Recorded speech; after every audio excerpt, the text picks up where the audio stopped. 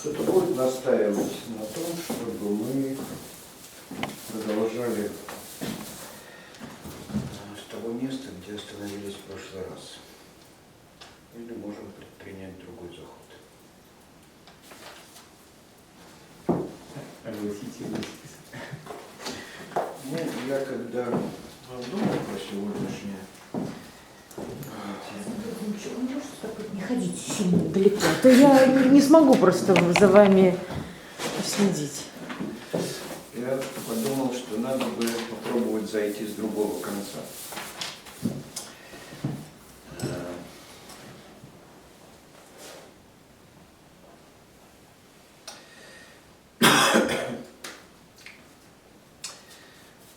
Разобрав отношения,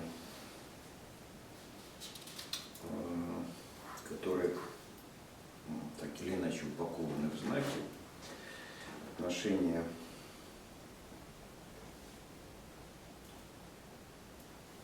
отнесения и замещения. Когда мы распознаем что-то как знак, то мы относим этот знак к чему-то, чем он не является. И вот эта вот процедура отнесения к чему-то, мне кажется, представляет собой очень большую сложность при чтении знаков, разборе знаков единичных и чтении текстов, составленных из знаков. Причем, наверное, надо разобрать их по отдельности. Процедуру отнесения и процедуру замещения. Потому что, когда мы схватили знак, то дальше, или схватили, прочитали, поняли, приняли, то дальше мы оперируем уже не с непосредственно какими-то объектами, а со знаковой формой этих объектов. Мы уже становимся, появляется вторичная система операций, когда сам объект уже на время нам не нужен. Мы можем вернуться к нему при необходимости. Ну, например, когда мы работаем с инженерными моделями, мы не работаем с самими объектами в этих моделях представленными. Мы можем ставить эксперименты на моделях, мы можем их описывать, вычислять там, и так далее, и так далее. И предполагаем, что если они хорошо построены, то операции со знаковыми системами, с моделями соответствуют тому, что происходит с объектом. Но чтобы быть в этом уверенным, нам надо разобраться с процедурой отнесения, к чему мы эти знаки относим. Каким образом мы устанавливаем соответствие знаковых систем с тем, что существует в мире объектов.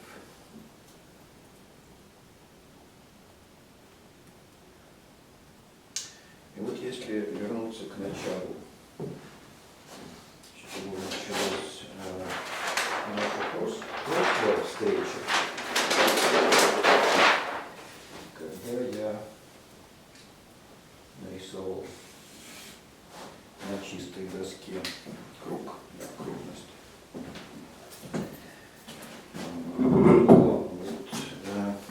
Наше прошлое обсуждение пошло, как мне кажется, каким-то очень корявым путем. Давайте попробуем поразбираться вот с этой самой процедурой отнесения.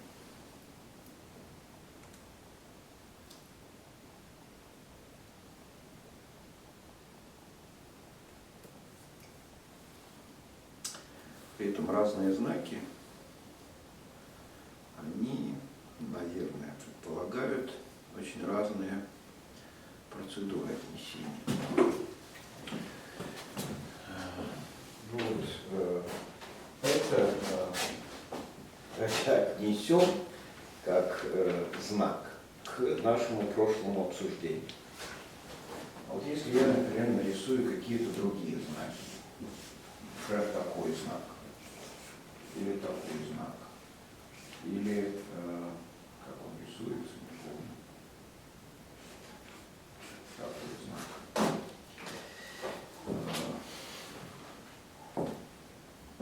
Это знаки.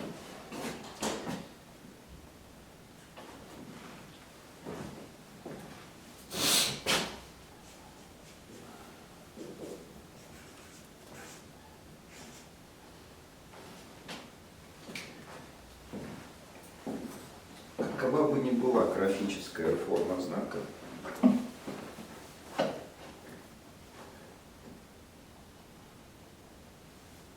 мы относим или соотносим его с какой-то объектной реальностью, объектной действительностью. И, соответственно, с этим мы можем с ним как-то оперировать. Давайте смотреть. Вот когда мы имеем дело с такого рода знаками, знакомые знаки, да? К чему мы их относим? По-своему. Каждый по-своему. Ну, эти, наверное, к... Ну вот я все три нарисовал как одинаковые знаки.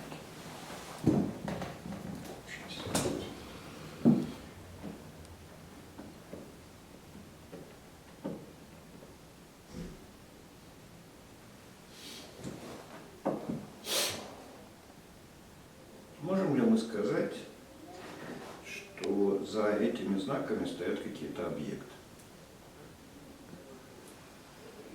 В общем, все объекты. Объекты нет, наверное. Почему? Ну, есть... А тогда вот... Ну, в смысле, нет, я имела в виду объекты, это как что-то такое, что можно пощупать. Ну, Потому что за первым и третьим точно стоит идея. Ну, вот звездочка или свастика. В определенной культуре. почему идея? Ну, идем. Ну вот, скажем, сейчас, да, по поводу этого знака идут разные идеологические споры. Да. Можно ли его использовать, да, или надо его запретить? Мгм. Является ли он собственностью, ну, например, нацистов, Мгм. да, или же он принадлежит чему-то большему? Ну, да. Да. Вот о чем люди спорят, когда спорят о таких знаках. Кого он больше выражает в обществе, ну, когда мы воспринимаем, кому он больше принадлежит, как швейцарский этот флаг. Ну вот давайте, значит, оттолкнемся от того, что Татьяна говорила, да? Что вещи какой-то за этим не стоит. Да? Ну да, или да, какого-то объекта, который точно, границы которого точно можно определить. И, да. Ну, некоторые связывают его с знаком солнцеворота. Мгм. Да. Это знак смены времен года.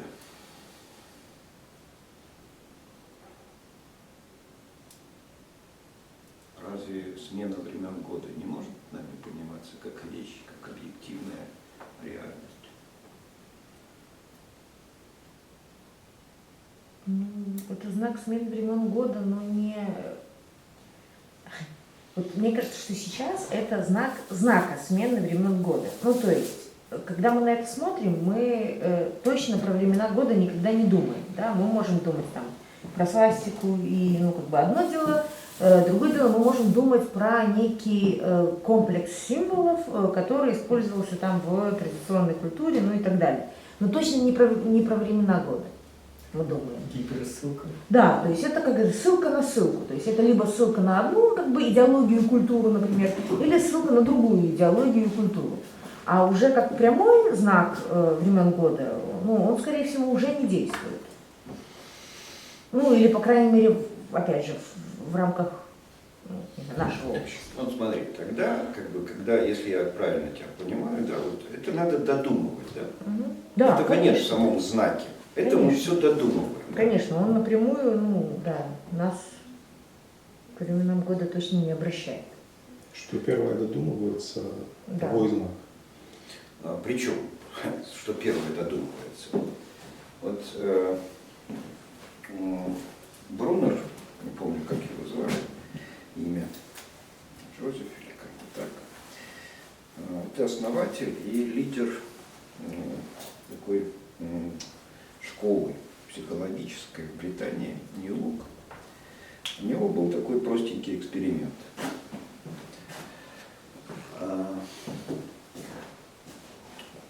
Он давал кружочки детям, да, и в этих кружочках рисовал знаки. Вот эти, 3 вот этих знака. И просил детей определить размер этого кружочка, соотнося его с пустыми кружочками. И дети видели кружочки, обозначенные вот этим знаком, большими, чем равные им кружочки пустые. А вот с этим знаком меньшие. Причем в определенном возрасте, скажем, около 7 лет, эта разница, когда им показывали там разные кружочки, эта разница была наиболее отчетливой. После 10 лет эта разница немножко снималась. То есть дети склонны негативное отношение, которое вызывает у них знак свастики, переносить вот на то, что они, в общем, с чем они могут оперировать, как с представлением о хорошем и плохом. Большой для маленьких детей означает хороший. Этот знак плохой, значит маленький. И они так видят. То есть это достаточно, как бы уже становится достаточно безусловным отношением. Но означает оно именно отношение, а не нацизм, например, как таковой. А вот когда мы начинаем рассказывать про то, что это знак солнцеворот и смены времен года, это некая натяжка, додумывание про это. Отлично. А вот если мы возьмем первый знак, пятиконечная звезда, она что означает? Красную армию, Советский Союз, что-то советское.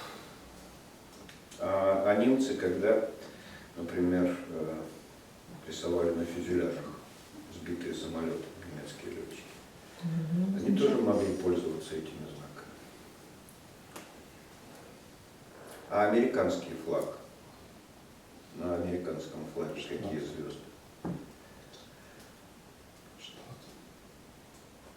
Ну, они обозначают штаты, но не обязательно. Как бы американцы носят эту звезду еще и в других каких-то местах. Вот они пользуются, например, там для обозначения шерифа, помните, шестиконечной звездой. У них что, все шерифы евреи? Кстати. Это версия.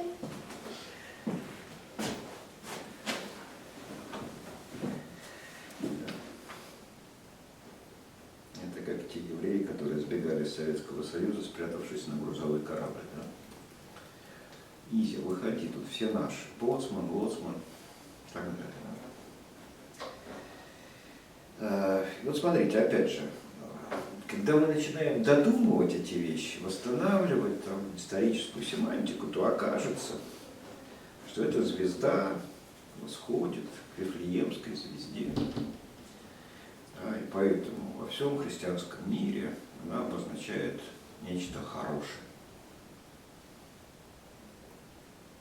Красная армия, когда брала эту звезду на вооружение, они брали ее тоже как нечто хорошее, наполненное позитивным каким-то смыслом.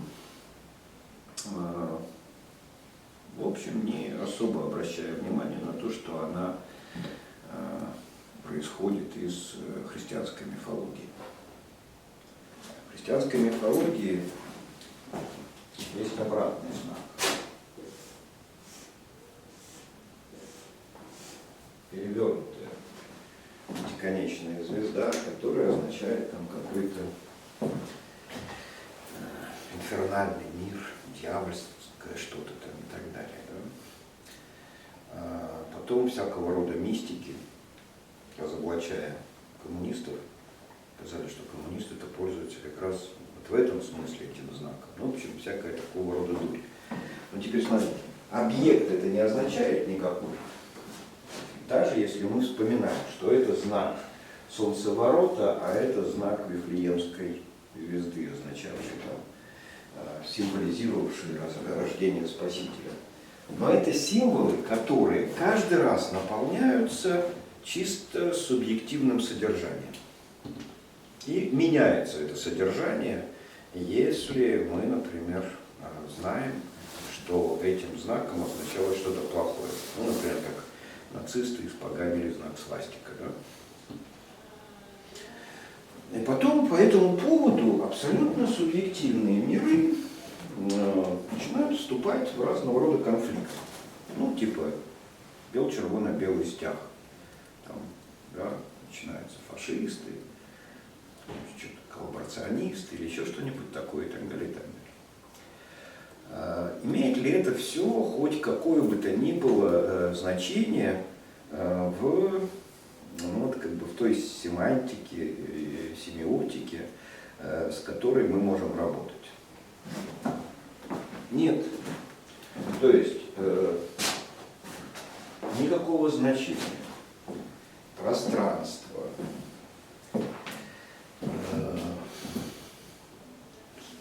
внутреннее пространство, границы, черточки и так далее, это не имеет в этом знаке. Точно так же, как в букве А, да, которая, как говорят, происходит от финикийского алеф, да, то есть символического, пиктографического изображения быка. Морда с рожками, да, алеф, ну и потом как бы вот каким-то там забавным образом она трансформировалась вот в эту букву. Черточки, составляющие этот знак, никакой семантической нагрузки не несут. Поэтому и разбираться с этим не надо. А вот с той частью, о которой мы говорили, или которую разбирали в прошлый раз, вот здесь совершенно другое дело. Совершенно другое дело, потому что как только мы видим некое изображение, за которым нам либо сказали, либо мы можем предполагать некую процедуру отнесения к некой объективной реальности. Вот тут надо разбираться, а насколько уже этот знак пригоден для того, чтобы мы могли с ним оперировать как со знаком, замещающим реальность.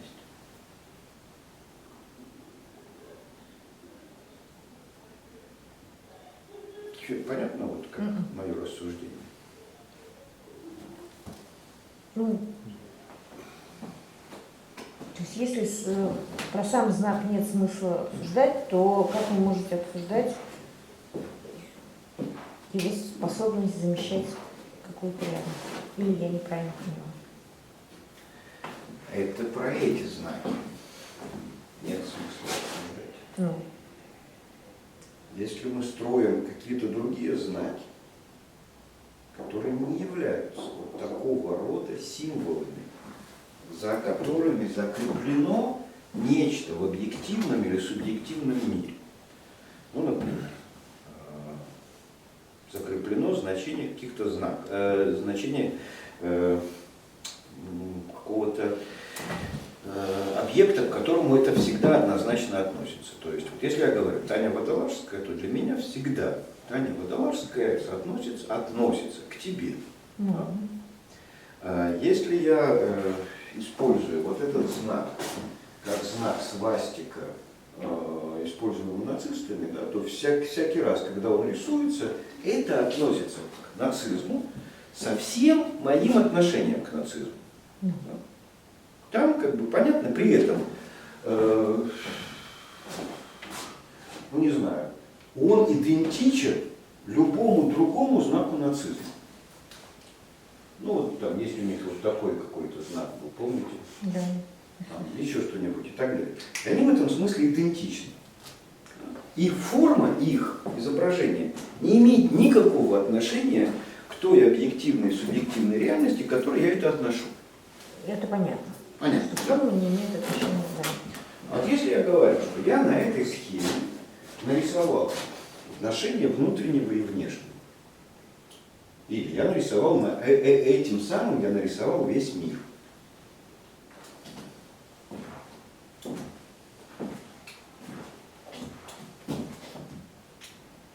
Вот давайте посмотрим, каково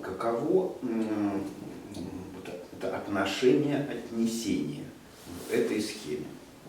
Просто когда вы так вот делаете, да, ну, нечто рисуете, там, изображаете или показываете, и делаете утверждение о том, что это есть, ну, чего-то другое, то вы, собственно говоря, именно в этот момент выстраиваете это отношение. Тогда как в предыдущих знаках это отношение, ну, выстраивалось до вас, и вы просто используете это. Ну, давай, То есть, как давай бы, разберем. само отношение, само отнесение, как процедура, она либо выстраивается прямо тут и сейчас в коммуникации, либо заимствуется, ну, вместе со знаком, например. Ну, давай разберем. Разберем, удерживая в нашем разборе то, что мы сейчас пытаемся схватить, проанализировать, разобрать и научиться пользоваться вот этой самой процедурой отнесения. Да? Вот скажем, опять вернемся к знакам. Мне нужно посчитать какие-то предметы. Да? Ну, например, стулья в этой комнате. Ты начинаешь щупать эти стулья, а я, предположим, стою к ним спиной, и я не могу посчитать эти стулья. Ты мне говоришь, один. Что я могу делать? Да? Ну, Дальше да. ты говоришь, еще один.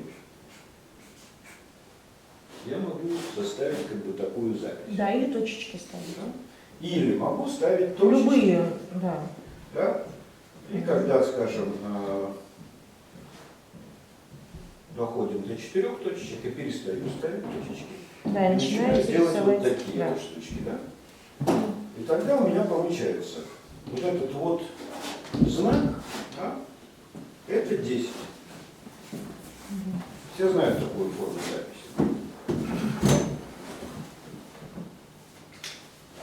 Спрашивается, как соотносится то, что я рисую, стоя спиной, да, к тому, что ты делаешь, или то, что мы делаем вместе.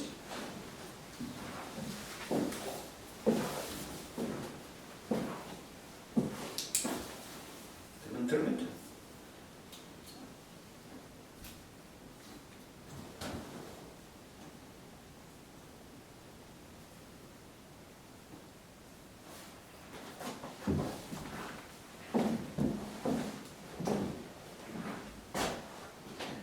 Что предпочтительнее? Вот такая запись или вот такая запись? Внизу легче, М? меньше места, Ну да, внизу это просто удобнее. более удобная технология. Откуда это взялось утверждение про удобную технологию, что это легче? Опыт. Бумага. Ну, потому что оно сокращает, ну, потому что вот уже ваш квадратик, ну, закресленный, да, он уже сам является знаком десятки. То есть мы просто... Подожди, ну вот смотри, вот когда мы говорим, делаем вот такую запись, Да. там однозначно единица плюс единица и Да. так далее, там конвенционально все оговорено Да, давно. да, да. Вот это можно говорить конвенционально, Да. если ты умеешь так. Да, да, да. Я же считать. говорю, что это, ну, как бы использование, да, уже Значит, опять же, знака. Значит, теперь смотрите. Символ, с помощью которого мы чего-то обозначаем. Ну, например, точка обозначает стул. Да? Об этом мы конвенционально должны установить это отношение. Сама точка ничего не означает в этом мире. Да? Точка и есть точка. Или точка может означать самую себя. Но то, что она будет означать счетный предмет, это мы должны договориться. И все знаки существуют в этой договоренности. Это понятно? То есть отношение, отнесение знака к чему-то задается в конвенциональной вот этой плоскости. Да? Мы договариваемся об этом. Если мы не договариваемся, то совершенно нет никаких оснований считать, что бы то ни было знаком. Да? Отлично. Это мы договорились с вами, а вот это? Ну, Это было договорено до нас. до нас, да, мы используем. Да? До нас мы просто являемся членами этой конвенции. Ну, в этом смысле, например, там всякие исследователи в большинстве своем являются членами вон той нижней конвенции, ну, пользуя это как технику подсчета всякой фигни. Ну, достаточно. Ну, то есть, ну, там меньшая конвенция, конечно. В смысле, меньшее сообщество конвенций, чем с единичками. Ну, в общем, да. Ну тогда, смотрите, такого рода процедура отнесения, она одновременно является и знаком мощности конвенции или множества конвенций. Эта конвенция предполагается полная, Да. ну то есть все человечество, обозримое человечество пользуется этой конвенцией. Цивилизованное, просвещенческое, европейское, арабское, там еще какое-то, да, как бы пользуется этой конвенцией, и мы все вступаем в эту конвенцию. Да. А вот эта штука, она более сложная, с одной стороны, с другой стороны, более простая одновременно. Да. Сложность в чем состоит? В том, что счетные предметы в стуле одинаковые, а знаки, их означающие, разные. То есть черточки ведь тоже означают стулья, да, и точки. Тогда есть разница между точками и черточками, отрезками? Во второй конвенции нет. Смотри, во второй конвенции нет, и мы должны это знать. Да. Удобство состоит в том, что мы начинаем потом считать эти штуки единицами, да, десятками. И тогда сколько заштрихованных, полных графов получилось, столько десятков предметов.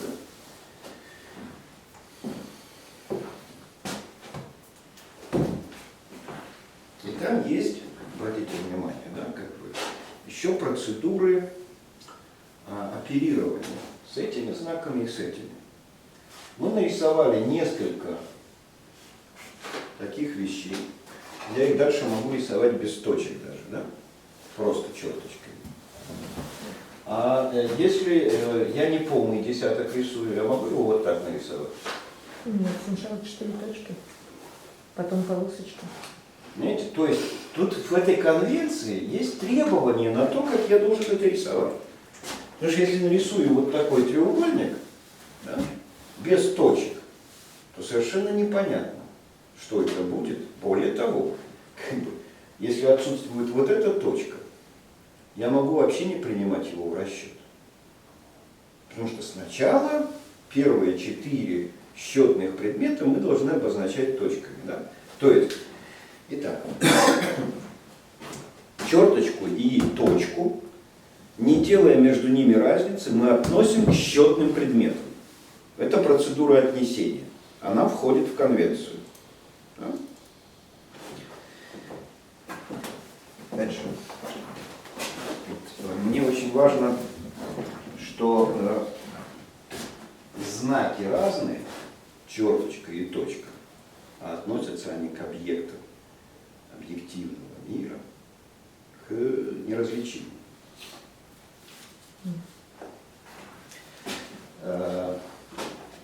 Дальше начинается вот эта вот штука. Процедура обращения со знаками.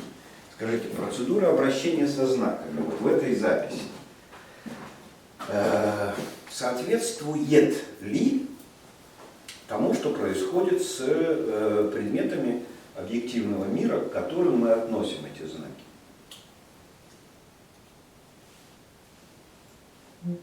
Никак. Ладно. А если мы рисуем некие предметы другими схемами?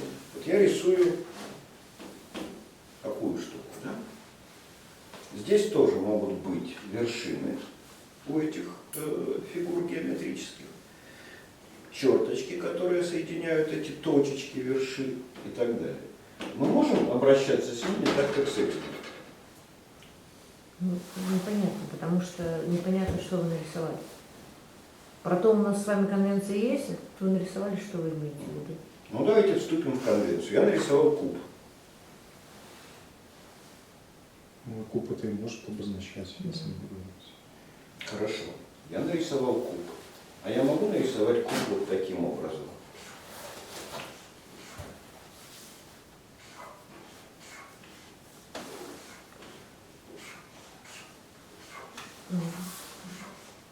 Можете в рамках определенной конвенции.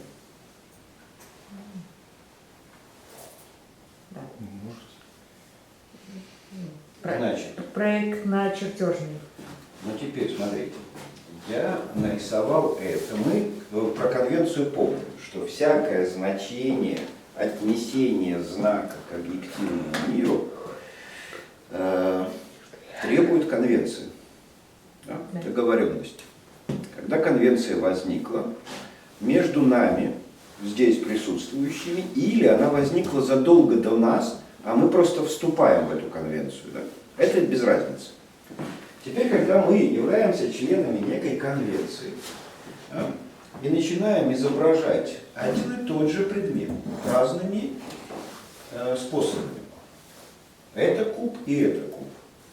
Почему их можно изобразить разными способами, несмотря на то, что мы его относим к одному идеальному объекту, к одному геометрическому телу? И что с этим можно делать? То есть уже когда теперь этот знак, мы знаем, к чему относится, мы его отнесли. Теперь нам надо, чтобы мы пользовались знаком как замещением реального куба. Конвенция у нас какая? Для будут знаков? Конвенция у нас... Нет, ну, для первого знака это, наверное, Стоп. Итак, конвенция нужна для любого знака. Не, так вот искали, мы там провели процедуру, то, что мы в одной конвенции. Да. Это одно знаковое знака. Любого. Любого знака, любой знак существует как конвенция. Ну просто вот первый знак, нарисованный вами куб, да, это более простая конвенция, которая может достигаться тут и сейчас, потому что он внешне совпадает с, ну, собственно, визуальным изображением куба. Слушай, а с чем это совпадает внешне? Я про первый кубик. Вот давай тогда как бы так. Общее между всеми знаками, что конвенция... Я же не спорю с этим, Владимир Слушай, и Ильич. я не спорю, я медленно хочу разбирать, чтобы все понимали. Конвенция, которая касается процедуры отнесения знака к объективной или субъективной реальности, предполагает, что мы означковывать субъективную реальность можем любым образом. Любым. Мы можем договориться, что вот это у нас будет означать куб. Можем вступить в такую конвенцию, да? Тогда чем отличается куб? Вот этот и вот этот. В плане конвенции, отношения, отнесения.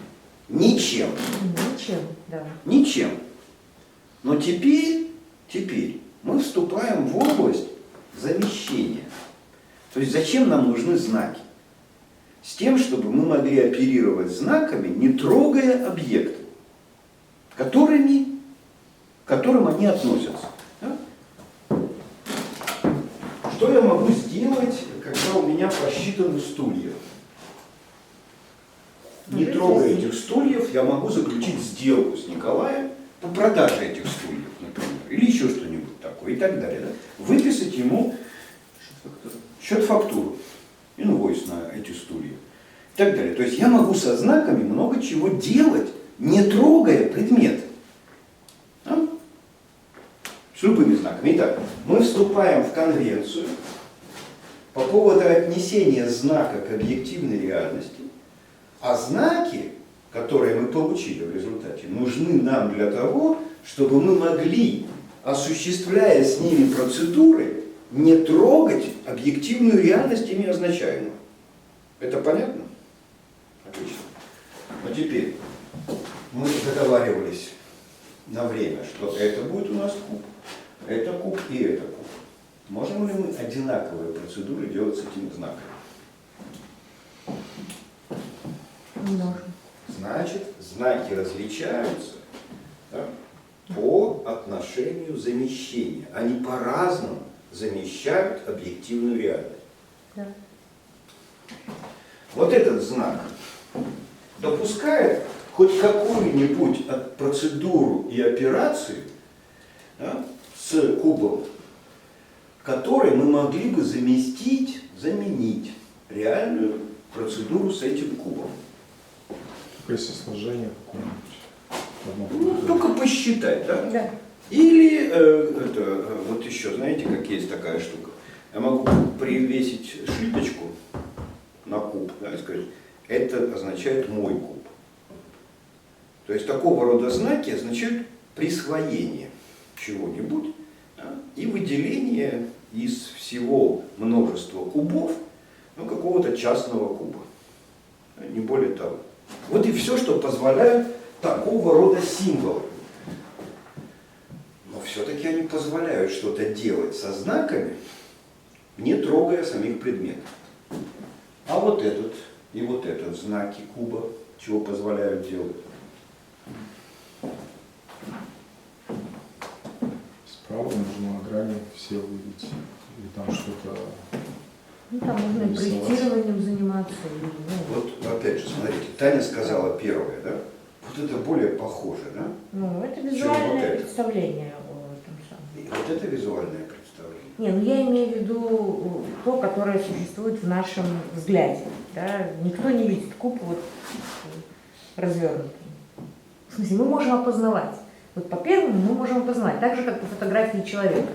Фотография является знаком, и мы ну, как бы, можем человека опознать, то есть сопоставить. Разглядывая вот этот куб, да, мы можем восстанавливать пространственные отношения тел. Да? Да.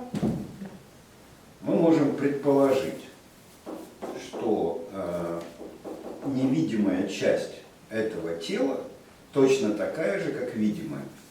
Да? Но вот на этом изображении, на этом знаке мы визуализируем то, что не можем не видеть в реальном кубе. Мы, когда крутим перед собой куб, мы всякий раз видим подобное на вот это. Мы видим три стороны. Три другие скрыты от нас. Чем удобнее вот такой знак, что он визуализирует все 6. Он совсем совсем не похож на реальный. Да? Но зато он удобен в оперировании.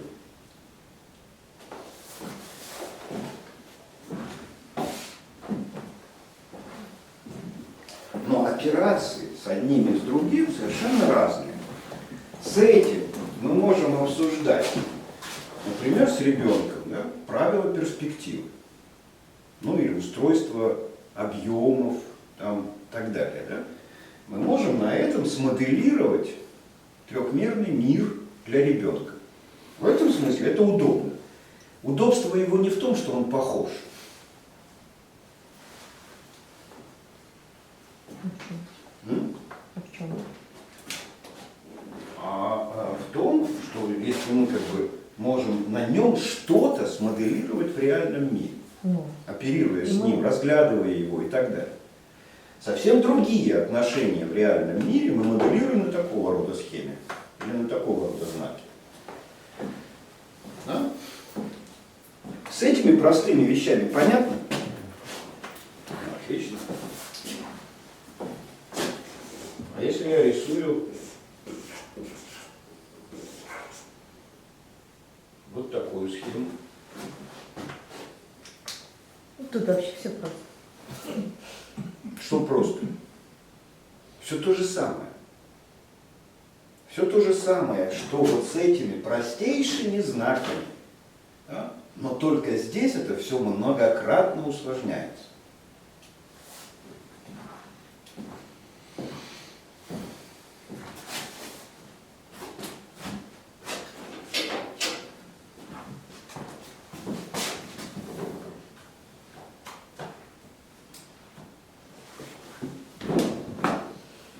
У нас тут какая-то неполноценная библиотека.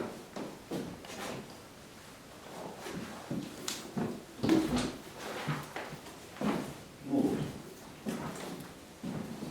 Вот этот знак. Это знак сложный, да, который то же самое, как бы. Сначала должна быть конвенция. Конвенция, причем не нами договоренность установленная, да, а без нас, а мы только вступаем в эту конвенцию. Да? И мы понимаем, ага, это не коза какая-то криволинейная. Это карта. Очень далекая от подробной, нормальной карты. И в этом смысле она не похожа на куб так, как похож вот этот рисунок. Да? Она очень символическая. И эту символику всю нам надо читать. И понимать, что она означает. Потом надо с ней оперировать. Мы можем посчитать площадь по этому рисунку. Не для этого предназначена. Да? Вот эта карта предназначена не для этого. Не для подсчета площадей и так далее. И всякий раз, когда мы понимаем, ага, мы вступили в конвенцию географических карт. Теперь любая географическая карта для нас является сложным знаком.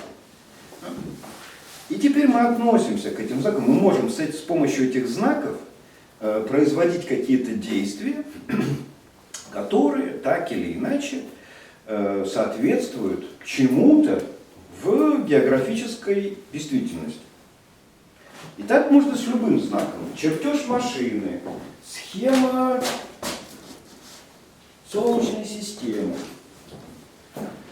Ну, любая схема, да? И по отношению к каждой схеме, к каждой модели, к каждой знаковой системе нам надо восстанавливать вот эти вещи. Вступая в конвенцию, мы должны знать, в какую конвенцию мы вступаем. Вступая в конвенцию, например, алфавитных языков, буквенного языка. Понимаем права и обязанности, которые возлагаем на себя или которые у нас появляются, когда мы вступаем в эту конвенцию. Ну, например, мы не можем заимствовать для одного алфавита буквы, знаки другого алфавита. Мы не можем читать буквы как пиктограммы или иероглифы. Да?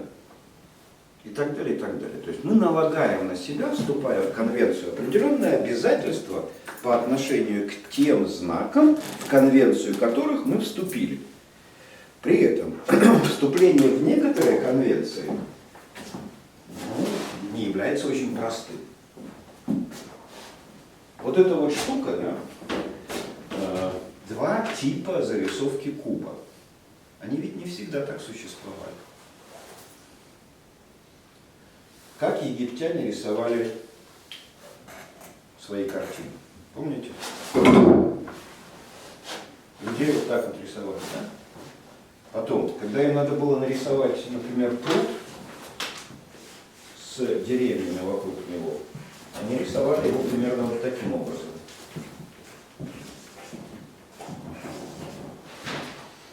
По берегам пруда растут деревья. Пруд квадратный. Кто из европейских живописцев, даже детей европейских, так рисует пруды с деревьями? Никто. Мы не в этой конвенции. Но для того, чтобы возникла возможность рисовать в перспективе, люди достаточно долго потрудились, прежде чем научиться изображать вещи в перспективе. Это была такая сложная конвенция. Теперь, когда мы вступаем в эту конвенцию, да, мы должны этому научиться.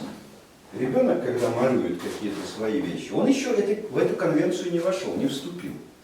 Только постепенно ему рассказывают. Да? Это понятно?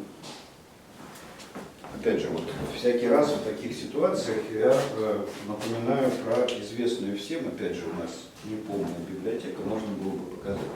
Но икону Рублева Троица все помнят? Стол непонятно. Там сидят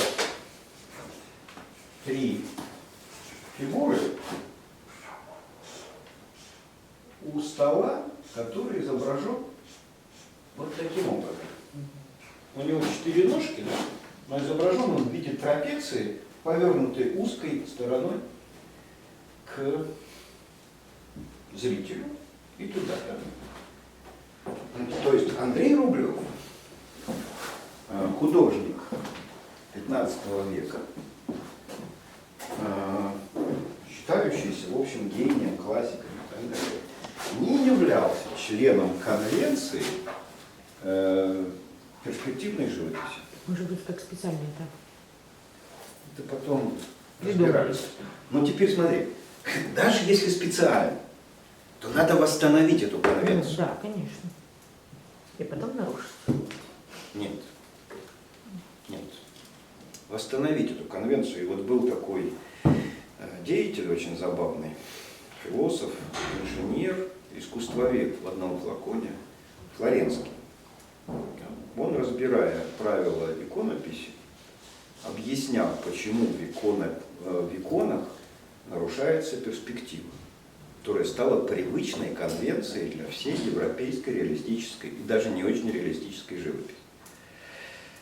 Он говорит, что картины или изображения на иконах пишутся глазами Бога, который стоит за плоскостью с другой стороны. Поэтому перспектива у Рублева правильная. Правильно? Если смотреть отсюда. Понятно? Ну, то есть, вот если мы с вами смотрим на этот стол, то изображение стола в нашем восприятии это трапеция. И для меня трапеция, и для вас трапеция. Но разные трапеции. Что ж тогда по Флоренскому все герои этих икон отвергнуты от Бога? Они же все смотрят на людей. Что же они все к нему попой сидят? Ты не понимаешь совершенно вообще семантику. Ты не член конвенции. Да? Тогда я тебе объясню. Бог один. Один. И что? А кто такие святые? Кто такая Троица? То есть он как бы через них смотрит на нас, да? А сколько глаз у Бога? Да хоть все. Ну вот, Без вот, смотри, разницы. вот, смотри, конвенция. Чтобы стать членом конвенции, надо вообще много учиться. Бог один, и при этом он не имеет вида такого, как человек. Хотя человек по образу и подобию. И тогда, если я хочу лицом к лицу с человеком побачиться, да, я выставляю поперед себя ряд фигур. Это вот эти вот фигуры, сидящие вокруг трапеции, повернутые ко мне нормальной стороной, да, я их глазами тебя вижу. Ты-то на меня смотришь двумя глазами, а у меня их 6. Что ужас? Конвенция.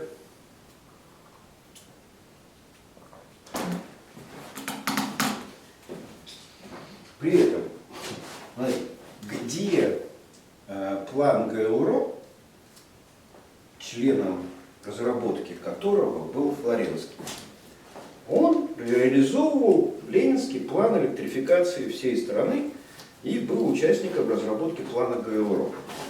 Вы представляете себе, да? План ГЛРО нельзя было так нарисовать.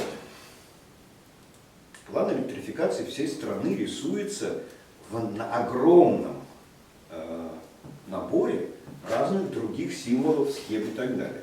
Нужно было заполнять статистические таблицы, рисовать электрические схемы, ну и так далее, и так далее. Да? Схемы инженерных сооружений, проектную документацию готовить и так далее, и так далее. И Флоренский в этом во всем участвовал.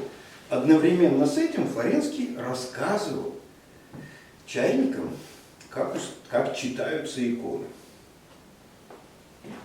Значит, мы можем вступать в разные конвенции, но эти конвенции требуют каждый раз определенного ценза на вступление. Мы должны много чего знать. Ну, скажем, чтобы уметь читать и вступить в конвенцию буквенного письма, надо выучить хотя бы все буквы. И их буквы, ну и их сочетания. Да? Так же и здесь. Любой знак нужно, чтобы вступить в конвенцию по поводу его чтения и употребления, нужно чего-то узнать прежде.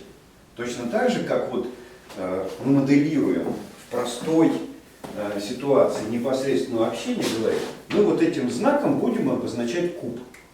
Мы вот здесь договорились. Да? И если потом мы хотим кого-то посвятить в свою конвенцию, мы должны это объяснить. Иначе не бывает. Мы объяснили, и теперь мы имеем совершенно разные знаки, символы для того, относительно чего мы выстроили вот это вот отнесение. Да? И теперь мы можем оперировать со знаками. И то, как устроены эти знаки, позволяет нам разные возможности для оперирования. На одних знаках мы можем объяснять пространственные отношения, устройство перспективы. На других знаках мы делаем развертку и объясняем процедуру склеивания, например, куба, да, построение куба. Мы можем это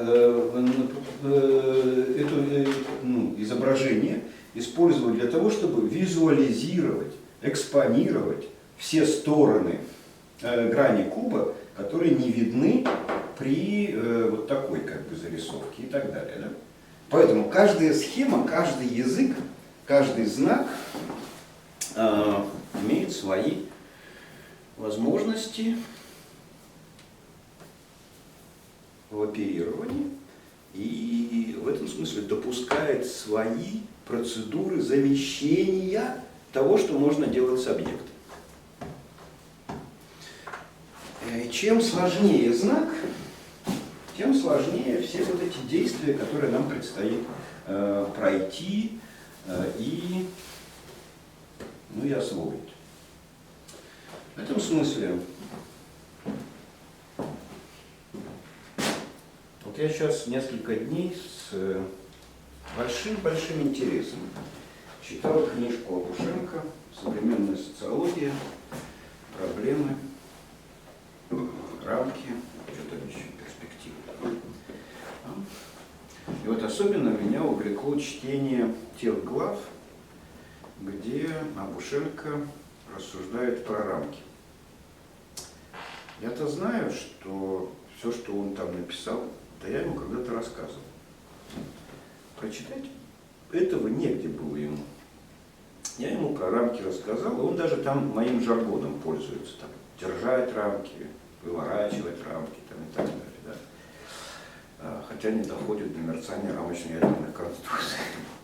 Но потом он, как бы, схватив эти самые рамки, начал как бы искать какие-то корни. Обнаружил всякие тексты, из которых рамочные техники выводятся. Ну и в этом смысле очень интересная такая штука. Но рамки это тоже такие знаки. Знаки, с помощью которых мы что-то делаем. Ну, например, что мы делаем? С помощью рамок, когда мы их вводим. Вот это можно считать рамкой?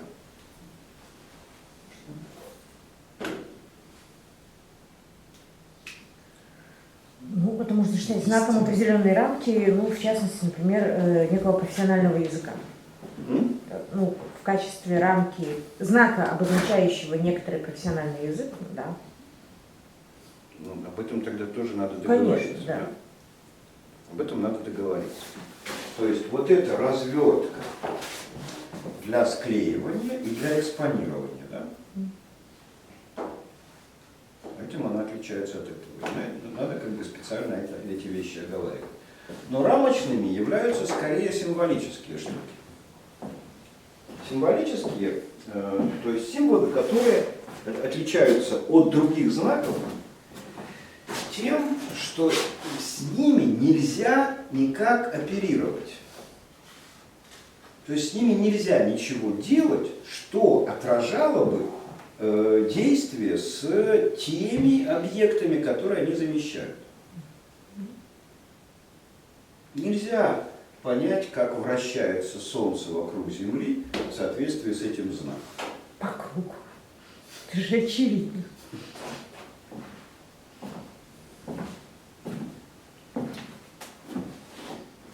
По часовой стрелке. Вот знаешь, я еще не прочитал ту книжку, которую ты мне привезла из Киева, про ученое незнание Николая Кузанского. Мы это потом будем проходить. В рамках этого курса мы это потом будем проходить. Это потом про знание о незнании, да, мы будем проходить. Но там у Кузанского есть глава, 24, да, которая называется примерно таким образом. Почему треугольник – это круг? Понимаешь, чувак в 15 столетии предвосхитил топологию.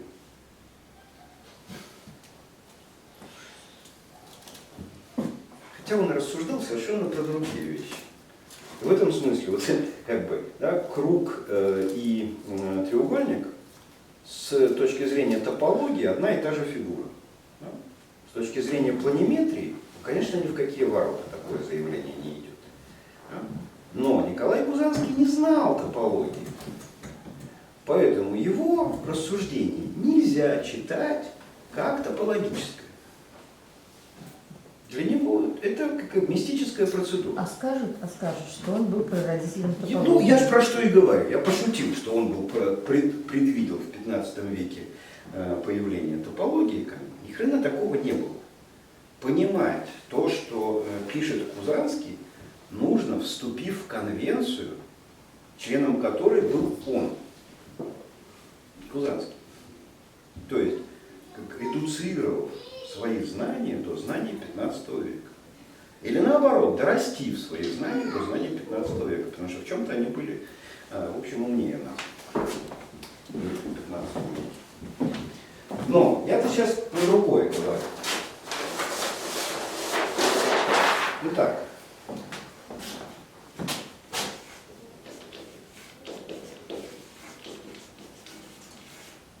все знаки существуют конвенции. Конвенции могут быть двух типов. Возьмите черный. Возьмите черный. Или одна такая слепая.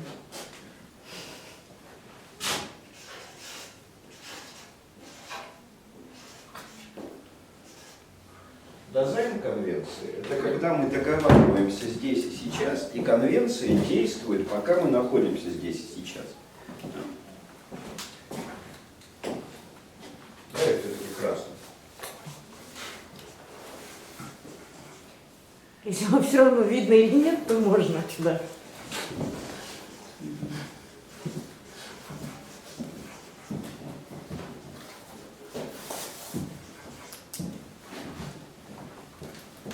Давайте по конвенции. Конвенция здесь и сейчас. Срок действия, который ограничен. Ситуация здесь и сейчас. Такая конвенция и культурная конвенция, которая не зависит от того здесь и сейчас, да, и не зависит от нашего желания, воли и так далее. Мы в нее можем только вступать. Когда конвенции заключены,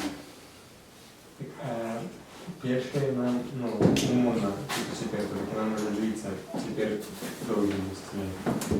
Допустим, есть профессиональные жаргоны, а не культурные, а больше узкие. ну да, может быть и так. Перше, да? Не, ну профессиональные это тоже конвенция. Другое дело, что вот мы с тобой Нет. пришли, договорились и дальше длим. Это здесь и сейчас. Это Ну, так да. оно бы не стало еще культурным, потому Да. что оно узким. Так это вот... Нет, это тоже дизайн конвенции, да, и они имеют длительность здесь и сейчас, пока существует, ну, например, там, временный творческий коллектив, или какая-то как лаборатория разработчиков, там, или еще что-нибудь, да. Если мы, и она, как это, не транслируется. Поэтому очень часто конвенциональные такие вещи, они могут длиться годами, и тогда это, скажем, научная школа некая существует. Да? У них вырабатываются свои эзотерические языки. Они начинают лопотать, вот как про методологов говорят, вы секты. Да? Потому что язык, на котором говорят методологи, не транслируется в окружающем мире.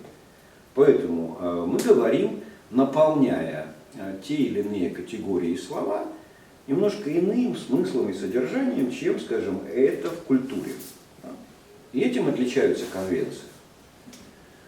Потому что мы можем обозначить нужные нам вещи для работы каким-то образом. Да? Ну, скажем, у нас некоторое время использовался такой термин – двойной прыг. Кто-нибудь может понять, кроме той ситуации, в которой это было? Двойной прыг – это схема культурной политики, состоящая из 3 составных частей: десоветизация, белорусизация и европеизация. Когда на одной игре, значит, объясняя какие-то эти процессы, Леонид Калитеня сообразил, что нельзя в Европу попасть, будучи советским человеком, не ставший белорусом.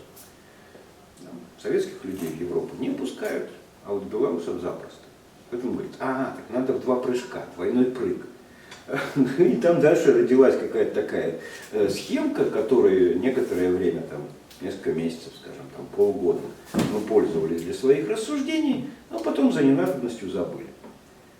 И каждая группа людей, которые решают какие-нибудь задачи, очень часто заключает между собой некую конвенцию, в которой как бы у них есть свои знаки, свои еще какие-то штуки. В такую конвенцию, например, могут вступать дети-близнецы, которые постоянно проводят время друг с другом, только время от времени вступают в отношения со взрослыми. У этих детей-близнецов вырабатывается свой язык непонятный взрослым. Иногда дети специально вырабатывают свои какие-то языки для того, чтобы закрыться от взрослых. Шифрование там и прочие такие штуки, это все вот как бы такого рода знаки, которые существуют в дизайн-конвенциях. Ну а культурные конвенции это уже другая штука. То есть там нельзя договориться. И не надо договариваться. Там надо вступать в конвенцию. То есть знать, усвоить, выучить. Дальше.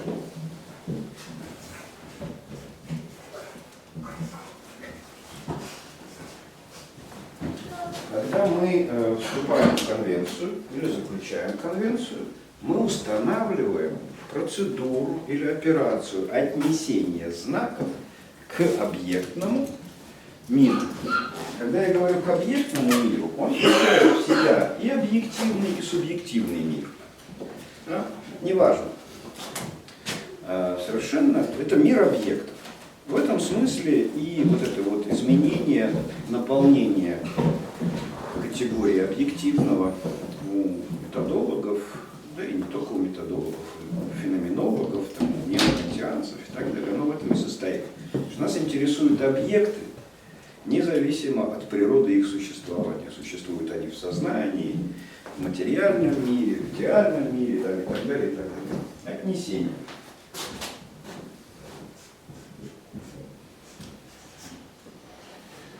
Где множество А – это множество знаков, да? А множество Б – это множество объектов, которым как бы, мы их можем отнести.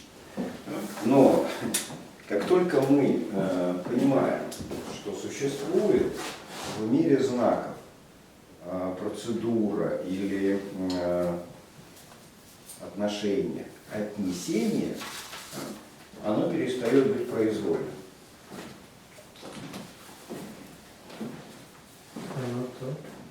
Оно перестает быть произвольным. Ну, это что? Отношения. Отношение. Отношение, отнесение.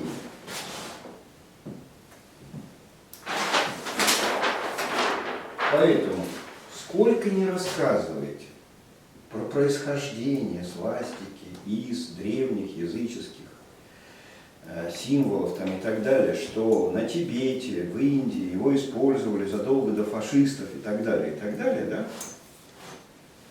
мы уже не можем позволить себе произвол по отношению к этим знакам. Оно означает то, что транслируется в культуре. Вы можете заменить культуру?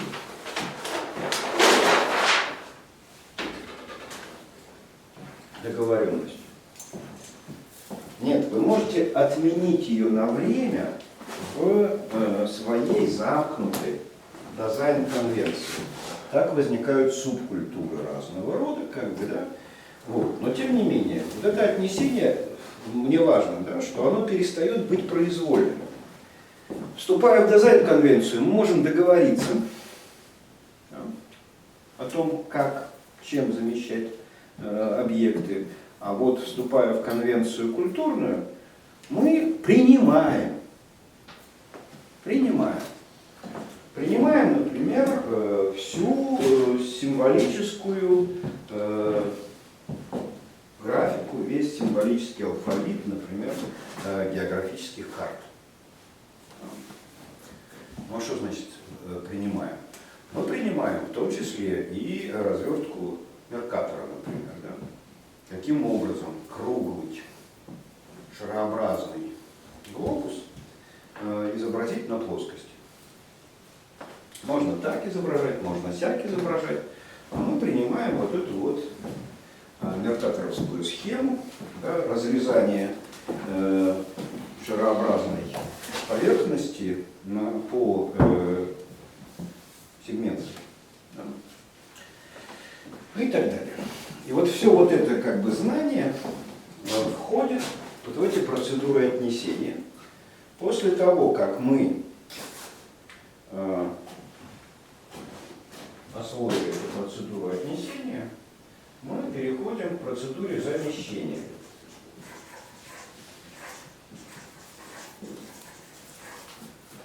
То есть теперь уже не просто у нас множество знаков соотносится с множеством объектов, а некие процедуры.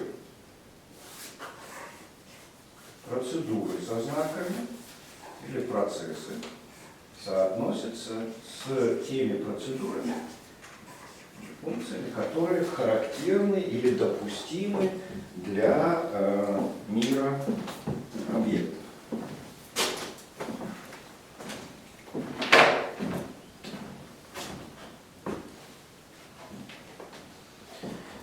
Вот скажем, причем эти процедуры, мне не хватает слов, потому что я не знаю, откуда это брать. приходится пользоваться разными подручными средствами. Но давайте еще раз вернемся к объемным фигурам. Да? Любой параллелепипед мы видим в перспективе. Да? То есть мы можем видеть три стороны этого предмета. Да? Отлично.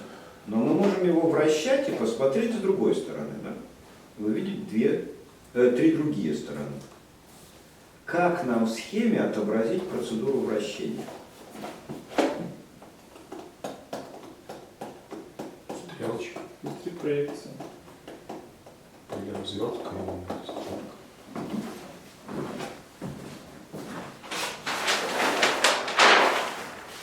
Вот это похоже на процедуру вращения? Тоже, да? Итог. Итог. Тут хорошее слово, наверное, итог, да? Но если я скажу, смотрите, вот первое, то, что Таня сказала про эти две схемы. Да? Вот это-то похоже визуально на это, да? А вот это не похоже.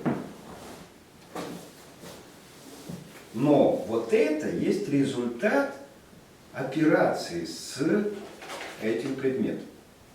Причем операции данной не в аналоговой схеме, не в цифровой тоже, но хотя ближе к цифровой ее можно сказать, да, в символической некой. То есть вот это зарисовка куба есть зарисовка процедуры вращения его и одновременного представления со всех сторон.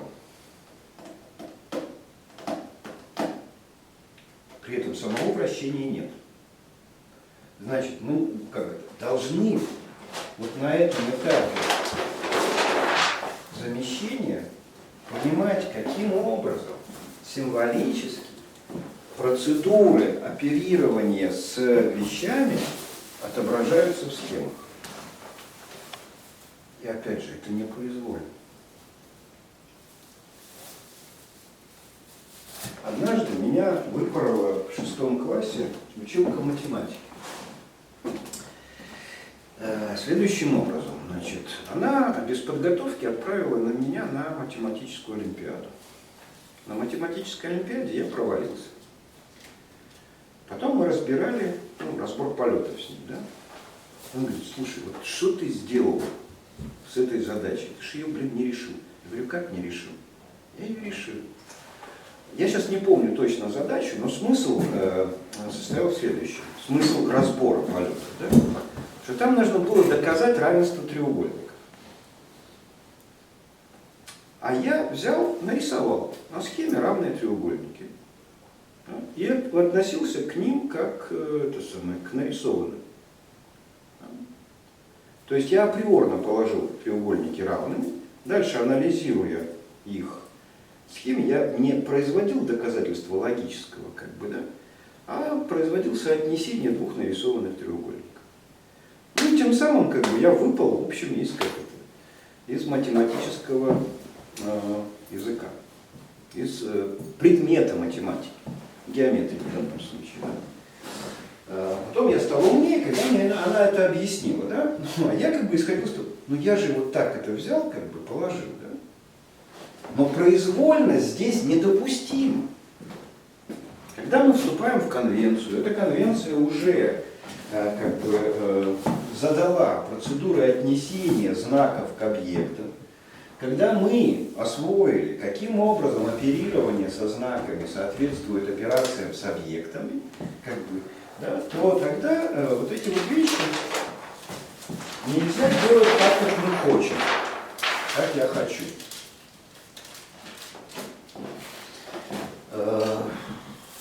Как нельзя?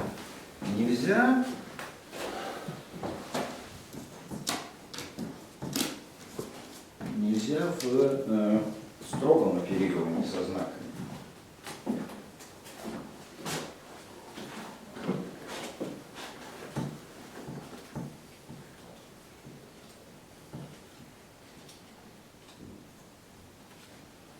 А вот в искусстве можно. в искусстве мы потом как бы не оперируем со знаками так, чтобы наши операции со знаками соответствовали объектам. Мы не можем перенести знания, полученные с картинок искусства, на сами предметы. А вот в инженерии, в науке, в математике, в методологии, в социологии мы обязаны переносить знания, полученные нами в оперировании с замещенными в знаках объектами назад на объект. Ну, вот как социологи поступали, да? Например. Мы хотим знать общественное мнение. Общественное мнение белорусов складывается из 10 миллионов разных мнений. Да? Вы могли бы, конечно, напрячься и опросить каждого из 10 миллионов белорусов. Но социологи так не делают. Они делают выборку. Что значит выборку? Они моделируют 10 миллионов, совокупные, как бы все. Да? В выборке моделируют все мнение 10 миллионов. Смоделировали, теперь получили модель из, там, скажем, 1100 единиц опрашиваемых. Опросили, затем рядом математических процедур обобщаем. И зачем это нам надо? Мы выясняем не мнение этих 1100 человек, а 10 миллионов. То есть, проводя математические процедуры с анкетами, собранными от 1000 человек, мы делаем выводы про 10 миллионов. Как это вообще возможно? Да легко. Как? Легко как? Мы заменяем. Ну, там же есть несколько процедур у этого, если это как бы, имеет смысл сейчас рассказывать. Во-первых, ну сначала... вот смотри, теперь можно профессионально, да, это все рассказать. Мне сейчас нужно не профессионально, на уровне семиотики. На уровне семиотики. Как бы на самых обобщенных вещах. Не знаю насчет семиотики, но там, первым элементом, первым шагом процедуры является признание того, что все единицы этих 10 миллионов являются одинаковыми единицами. Дальше признание того, что они отличаются по некоторым характеристикам, и моделирование, ну, только по некоторым. Потом дальше составление некоторой модельки, которая может отражать разницу только этих характеристик. Ну вот в этом месте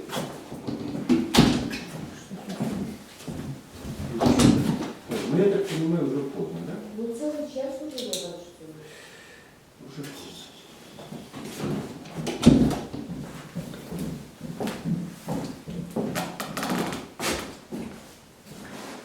То есть, сделанную выборку конвенционально, простроив отношения там, и так далее, потом мы объявляем моделью объекта, да. То есть генеральной совокупности, произведя процедуры некоторые с этой моделью, мы говорим, и вот там то же самое.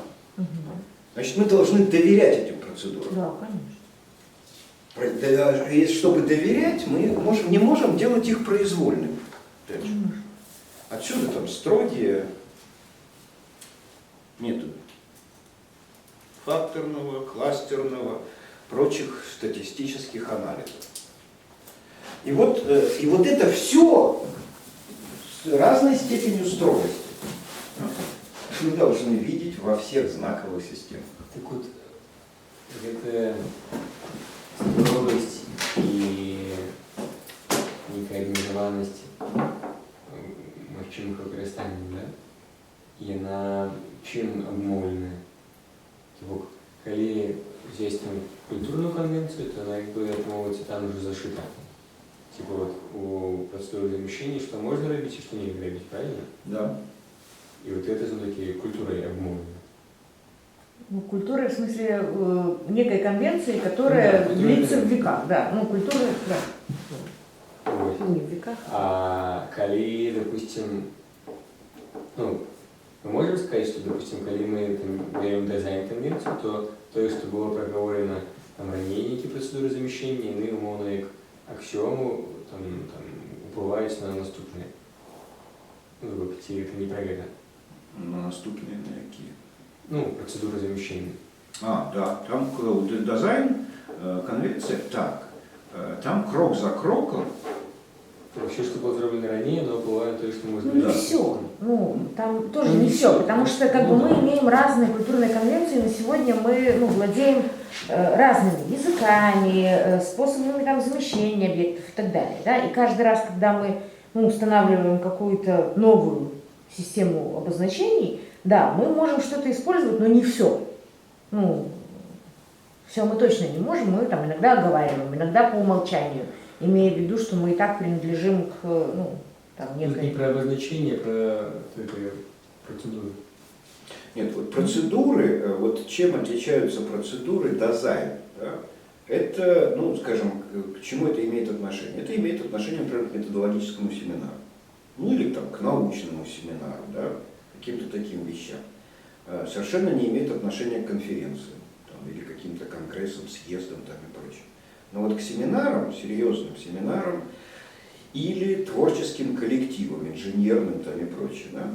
Это какое отношение имеет? Что, устанавливая конвенцию исходную, да, мы сразу понимаем, что нам надо от договоренности, что и как обозначать, нам надо будет прийти к модели. То есть мы построим некую модель. И эта модель будет в той или иной степени позволять нам судить о том, что мы смоделировали. А раз так, то с самого начала нужно понимать, что мы будем моделировать. Из того, что мы не можем с этим сделать. С тем, чтобы мы могли это сделать на нашей модели. Поэтому к модели предъявляются высочайшие требования. Именно поэтому пиздеть на семинарах нельзя. А нужно строго двигаться, выстраивая схему. С самого начала понимая, что каждый ход надо рефлектировать и анализировать на предмет того, он допустим или запрещен. Иначе мы построим какую-то хрень, процедурам обращения с которой мы не сможем доверять. А раз не сможем доверять, она гроша ломаного не стоит. Как не стоит гроша ломаного большинство теорий всякого рода, написанного в разных книжках. Просто трёп философов, гуманитариев там, и так далее, и так далее. Потому что они думают на этом этапе, что им все позволено. Тільки прямо на первом этапе, ну, Все ошибки начинаются с первого хода, с первого этапа. А приклад якийсь можна? Ну, вот давай, чтобы я не отступал далеко от того, чем я сейчас развлекаюсь. Да? Вот я начинаю заниматься трепом про антикоммунизм, и мне говорят: слушай, какую херню ты несешь? Да, коммунизм это вообще правильная, точная там теория, а ты несешь ахинею. Почему, я спрашиваю? Ну как же, вот существуют классы, борьба классов. Ты что, отрицаешь борьбу классов? Мне говорят. Ну и когда я говорю да, я говорю: ой, блин, ну какой дремучий человек, какой козел, блин. Ведь наукой установлено. Какой наука? Давайте разбираться. Откуда взялись классы? Ну, это конструкт, в котором Маркс изобразил современное ему общество. Маркс взял, вступил в конвенцию. Классы предложил в качестве модели, объясняющей французскую буржуазную революцию, Агустен Тьерри. Да? Он что сказал, как бы, что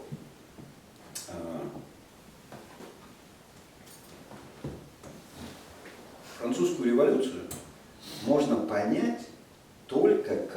социальное явление, в котором объектами, вступающими во взаимодействие, являются классы, борющиеся за власть между собой. Это два класса ему нужно было, да? Класс тех, кто владел политической властью на протяжении веков, да? И класс, лишенный этой власти, но вынужденный обеспечивать ее через свои налоги, то есть содержать. И он назвал это классами. Классом аристократии феодалов и классом буржуазии. Кто такая буржуазия по Тьерри? Буржуазия – это те, кто не имеют политической власти, живут в городах и платят налоги. Все поняли? Это знак такой. Да? Придуманный. То есть это идеальный тип. Да? Идеальный тип. Отлично. Если это идеальный тип, то тогда можно показать на человека пальцем и сказать, вот это класс. Нет. Нельзя. А если надо позвать человека на новую революцию? Революция, ведь, смотрите, идеальные модели, идеальные типы или структуры, как это сделало открытие, охренительное открытие в 1968 году Маркузе. Структуры не выходят на улицу. И не классы в 1968 году громили университеты, полицию, переворачивали, жгли машины и так далее. Это делали студенты, молодые люди, а не классы, не структуры. Классы – это на бумаге. Теперь как бы Марксу нужно было не объяснить, как Тьерри, что происходило во время буржуазной революции во Франции. Ему нужно было позвать людей на новую революцию. И тогда он, как бы, да, говорит, ага, классы из идеального типа нужно материализовать. И он материализует эти классы, доводя сначала онтологию материалистическую вводя, да, потом объективируя там, и так далее, и так далее. И налоги к этому времени платят все, почти все, но не все имеют избирательные права. Не все могут там, не знаю, избирать во власть там, и так далее, и так далее. А это 19 век. 19 век – это уже зачатки демократии там, и прочее. Да? Значит, налоги, просто налоги, недостаточная характеристика для Маркса. Потому что на революцию чувака, который владеет миллионами, заводами, пароходами там, и так далее, да, на революцию не позовешь. И там был казус такой. Агюстен Тьерри был современником Маркса, старше его там лет 15, может чуть больше. И они были современниками нескольких революций. И в 1830 году, когда была революция во Франции, и Маркс, еще совсем юный детенок, и Тьерри, взрослый человек, они поддержали эту революцию. Потому что там класс бесправных буржуев боролся с аристократией, вернувшейся к власти благодаря реставрации. Да? Они боролись за то, чтобы, раз мы платим налоги, мы имеем право на долю власти. Нормальная ситуация. А кто платит налоги и кто является в этом смысле классом буржуазии? Ну, например, в Париже конца 18-го, начала 19 века. Ну, тот, кто владеет фабрикой, платит налоги? Нет. Платит. А тот, кто работает на этой фабрике, платит налоги? Только если Платит. податковые. Вот смотри, третье сословие, или налогоплательщики к концу 18 века, это все податные сословия. податные, то есть платящие налоги. Налоги платили по-разному. Да, кто-то с дыма, кто-то там еще с души там, и так далее, с заработка и прочее. Тогда еще налоговая система не была развита, но тем не менее все обкладывались налогами. Косвенными или прямыми, там неважно. То есть по Тьерри люди, владеющие фабрикой и работающие на фабрике, являются податным сословием или классом буржуазии. Буржуа, то есть горожанами, обкладываемым налогом. Не земельная аристократия. Это все буржуа. Ну, Маркс Нормально просто ли? другая модель как класс. Конечно, другая Слово модель. То есть тоже. он берет идеальный тип, да? Нет, он берет слово, он берет принцип, а вкладывает другое. Он берет модель, идеальный Модель, тип. Да? Дальше он как бы у Тьерри появляется борьба классов. Марксу нужно как бы взять классы как идеальный тип вместе с борьбой Вместе с классов. борьбой. Да? Но не просто борьба классов, которая когда-то там с кем-то была, Борьба классов а природное явление. новая борьба классов. И тут возникает революция 1848 года. 1848 год – это время, когда призрак коммунизма начал бродить по Европе, и Маркс с Энгельсом написали свой манифест. Да? И вот чувак, Агюстен Тьерри, который изобрел классы и классовую борьбу, и через классовую борьбу пытался объяснять всю историю. И в этом смысле передал культурно Марксу уже схему определенную, как бы, да, оказывается врагом революции 1948 года. Реакционером. Почему? Да потому что в его схеме, в этой революции идет грызня внутри класса буржуазии. Внутри податного сословия люди грызутся друг с другом. Он не замечает того, что в схеме Маркса является другим классом, промышленным пролетариатом. Просто в схеме, как бы в знаковой системе, которую изобретает Тьерри, нет такого понятия, как пролетариат, как класс. Что такое пролетариат? Тьерри знал. Потому что до этого был Луи Блан, был Бауэр Бруно, был Прудон, анархисты и так далее. Они уже про пролетариат все уши прожужжали. Более того, Тьерри был некоторое время секретарем Сен-Симона, известного этого социалиста-утописта, да, и, в общем, симпатизировал пролетариату. Но симпатизируя пролетариату, он вовсе не считал его классом, самостоятельным классом, который может вступить в борьбу. Пролетариат – это бедняки. Бедняков жалко. Да, бедняков вообще надо было освободить от налогов там, и так далее. Все эти штуки он понимал. Но чтобы они, сволочи, начинали бороться за власть, власть должна принадлежать классу буржуазии. А класс буржуазии – это все, кто платит налоги. Ну а дальше, классу это принадлежит, но это не означает, что каждый натурализованный человек принадлежит сам классу. Поэтому власть, принадлежащая классу буржуазии, достается достойным людям, показавшим себя там, и так далее, и так далее. Да? Марксу все вот это вот не нравилось, и он должен был по-другому совершенно все схематизировать.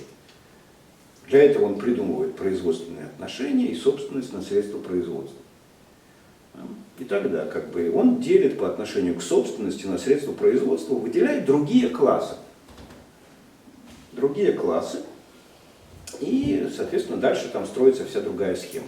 Вот так вот я говорю, ошибки закладываются или разница в подходах и, соответственно, в выводах. Поэтому Тьерри в совершенно практической ситуации становится контрреволюционером в 1948 году, а у Маркса только вспыхивает его революционность.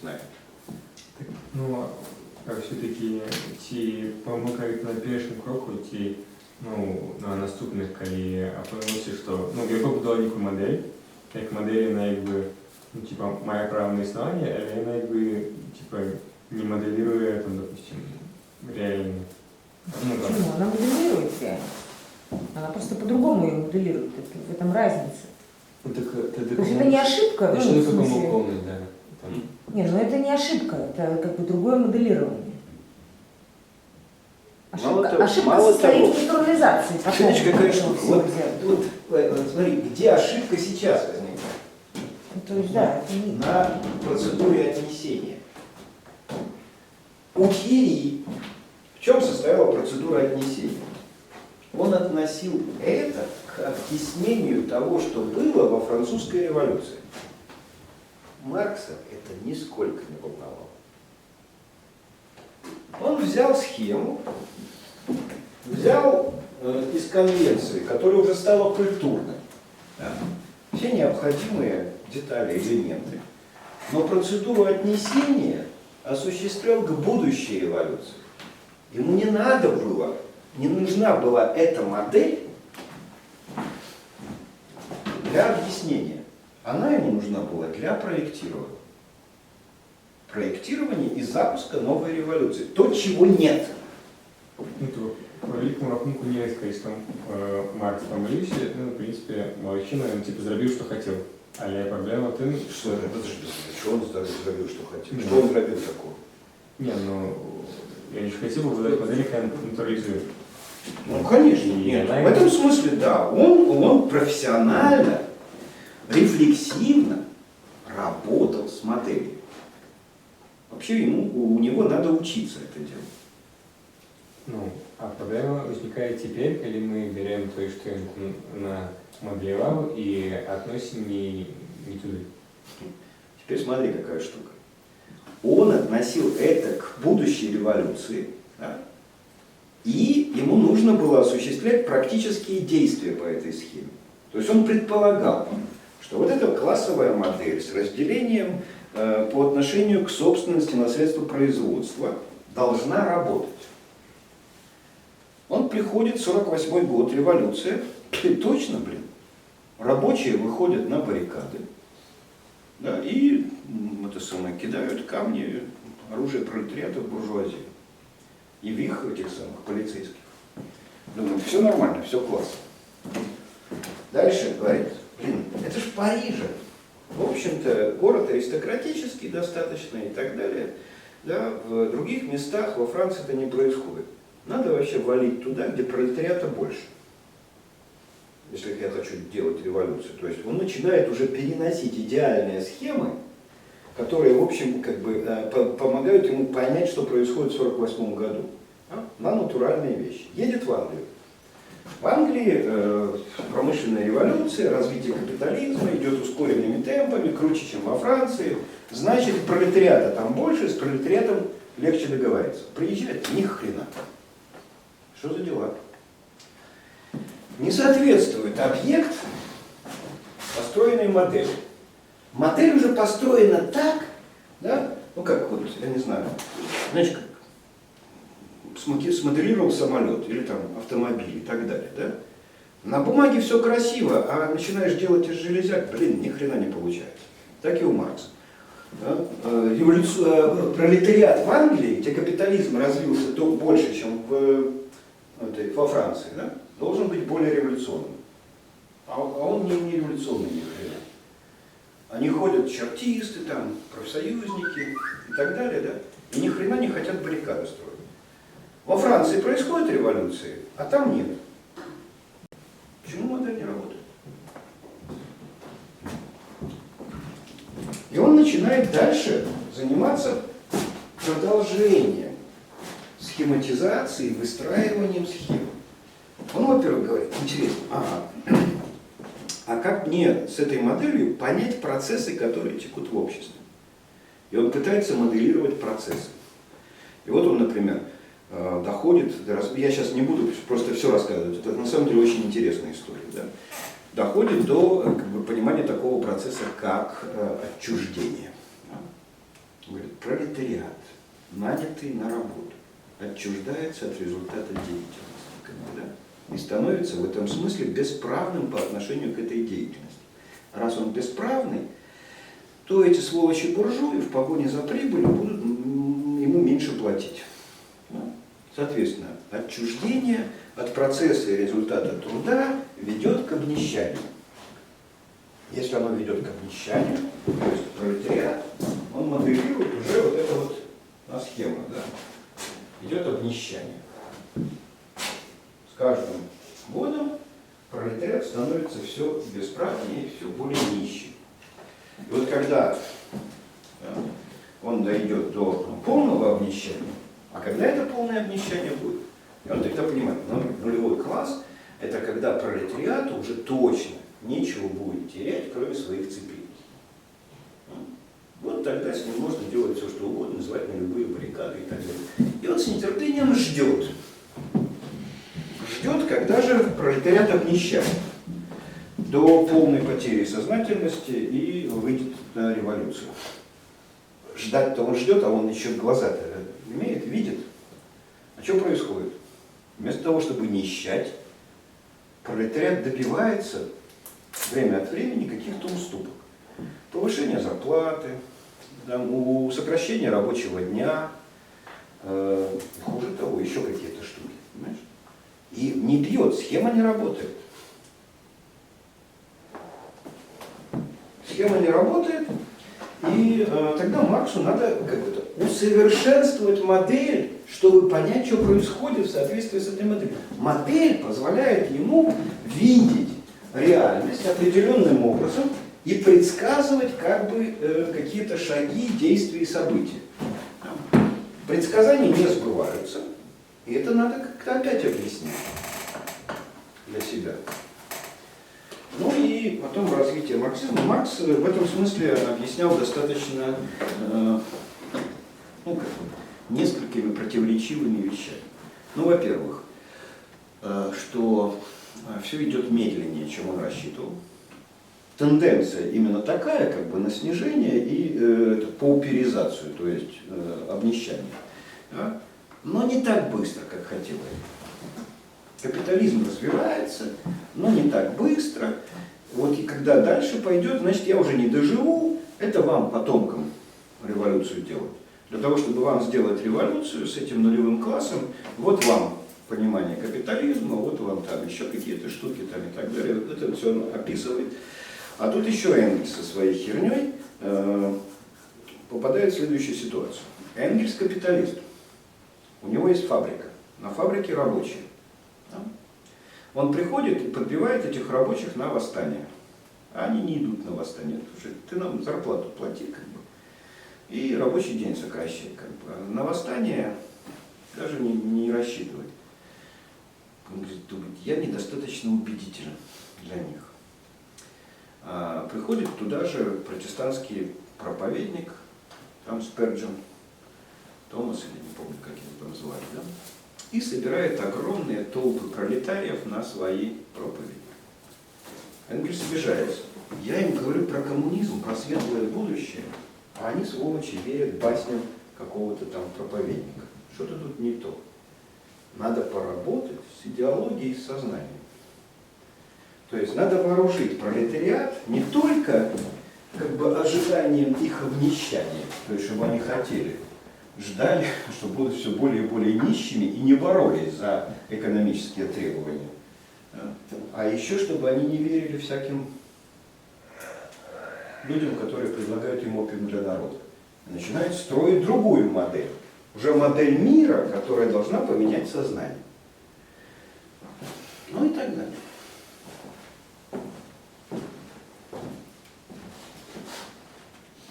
У методологичной конвенции знак, який виражається словом схема.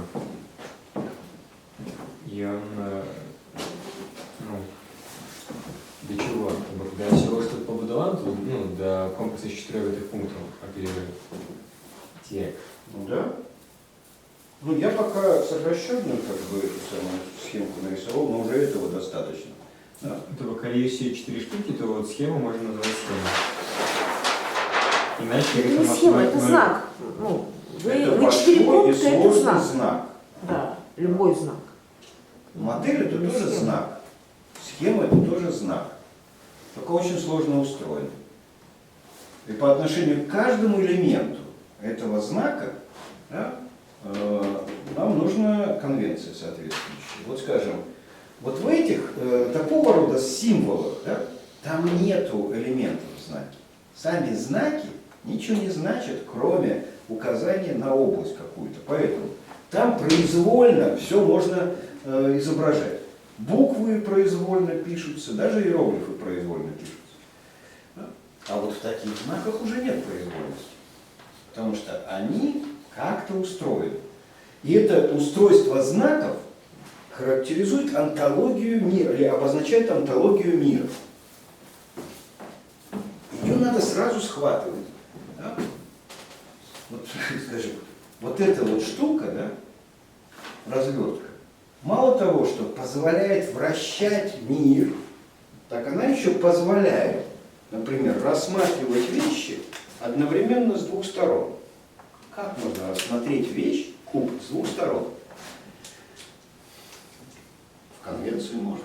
Ведь конвенцию заключают как минимум двое, а значит, как минимум две стороны вещей мы можем видеть.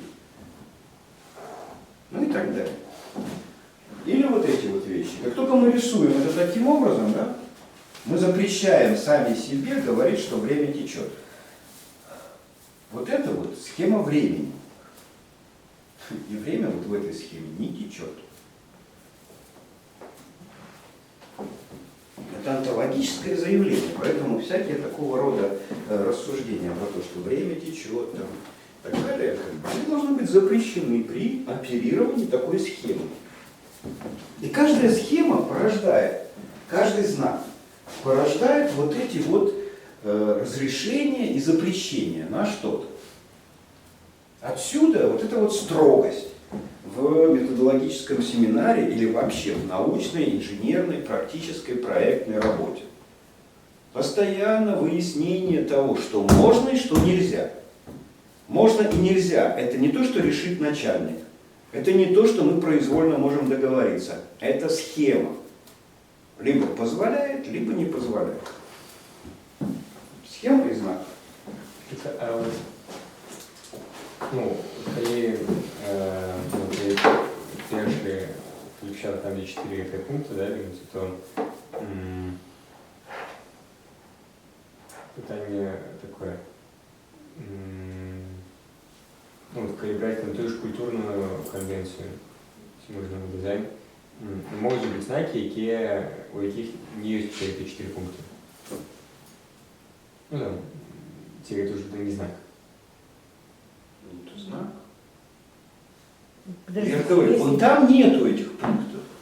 І там тільки є, отримується там перший і другий максимум, правильно?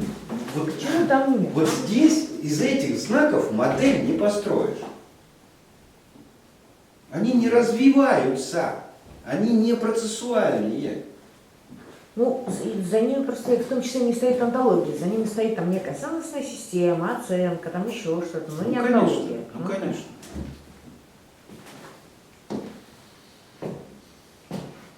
При этом, вот, смотри, когда мы, например, рисуем,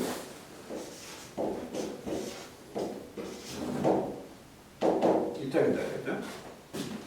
Вроде бы очень знакомые нам знаки. И существует культурная конвенция про них. Но тем не менее, нам нужна конвенция здесь и сейчас про это. Чтобы мы могли понимать, это натуральные числа. А может быть, это вообще не числа, а номера. Это ряд или это... Конечно, потому что с номерами нельзя делать то, что делается с числами.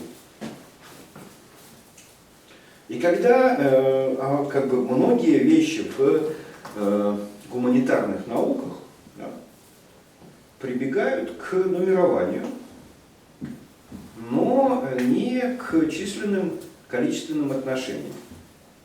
Можно ли построить модель из номеров?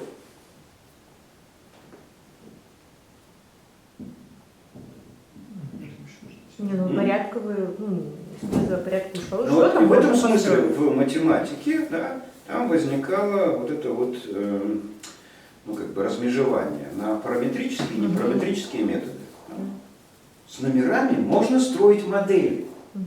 Для этого даже существует развитая область математики, например, теория вероятности. Теоретико-вероятностные модели позволяют работать с номерами. Непараметрические методы позволяют, да, строить определенные модели, достаточно, в общем, хорошо работающие. И это тоже развитая область математики. Когда начинают рассказывать про то, что вот, блин, гуманитарий, ни хрена, ну, ладно, перестаньте. Просто как бы природа гуманитарных объектов часто приводит к тому, что мы можем работать с цифрами только в шкале наименований или в шкале порядка. В редких случаях доходим до шкалы равных интервалов, и там уже можно применять параметрические методы. Но при этом как бы, дуболомность многих людей в математике, или в гуманитарных науках, знающих математику, состоит в том, что они пытаются применять параметрические методы к работе с явлениями, не допускающими модели в параметрических методах, а только в непараметрических. На шкалах двух первых уровней. Вот я тут пошутил в Фейсбуке, то есть, может, кто-нибудь видел, да? Значит, у мамы с папой два сына, Вася и Петя. Один весит 15 килограмм, другой весит 25 килограмм. Сколько весят все дети в этой семье? Понятное дело, 40 килограмм они могут весить. Их можно суммировать, да? Их можно поставить на весы. Хорошо. Но этим детям, одному 2,5 года, другому 5 лет. Сколько в этой семье лет детям?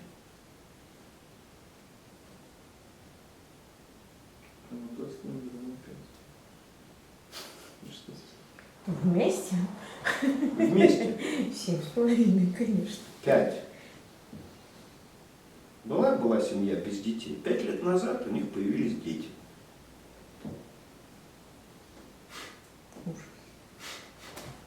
Подождите, а что? Нельзя это Да. суммировать. Нельзя суммировать. Суммировать нельзя. Ну, это я Но же дети хочу в этой спросить. семье существуют 5 лет. Ну, в общем, нельзя про это сказать так. Почему? Нет, Почему? там старшему 5, младшему 2,5. Суммировать нельзя. Но опять же, это не дети, это дети как явление. Да, это родителям в этом семье Да. 5 лет. Ну отлично. А про температуру, помните, да? Можно суммировать температуру? Для средней по больнице, конечно. Чтобы поделить. Да. А смысл? Ну, в принципе, ведь показатель средней температуры, я сейчас не про больницу, он используется. Допустим, средняя годовая температура. Среднегодовая температура. Да, То есть это используется. иногда имеет смысл. То есть вчера было 20 градусов тепла, сегодня аж 21 градус тепла. Итого 41. Да? Этого нельзя сделать. Но процедура суммирования тогда является технической процедурой, которая глупа без последующей процедуры. Да.